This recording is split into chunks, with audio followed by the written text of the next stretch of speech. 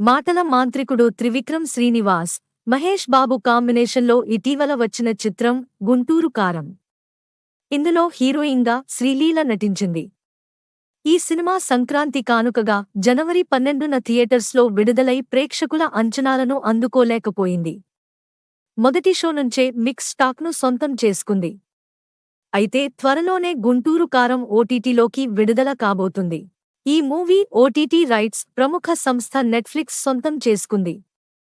ఫిబ్రవరి 9న తెలుగు, తమిళం, మలయాళ, కన్నడ, హిందీ భాషల్లో స్ట్రీమింగ్ కానుంది. ఈ క్రమంలో తాజాగా senior director SV Krishna Reddy Guntur Kaaram సినిమాపై ఆసక్తికర కామెంట్స్ చేశాడు. మహేష్ బాబు స్టార్ డంకు తగినట్లుగా కథను నడిపించాలని త్రివిక్రమ్ భావించారు. కానీ ఎప్పుడూ అలా చేయకూడదు. కథను బేస్ చేసుకునే సినిమాలు తీయాలి. అంతేకానీ స్టార్డమ్ను నమ్ముకుంటే అక్కడే తేడా కొడుతుంది. నా సినిమా యమలీల అందుకే పెద్ద హిట్ అయింది. కానీ మిగతా చిత్రాలకు చాలా ఇబ్బంది పడాల్సి వచ్చింది అంటూ చెప్పుకొచ్చాడు. మహేష్ స్టార్ డమ్ వల్లే సినిమా హిట్ కాలేదన్న అర్థం వచ్చేలా కామెంట్స్ చేయడంతో సూపర్ స్టార్ ఫ్యాన్స్ మండిపడుతున్నారు.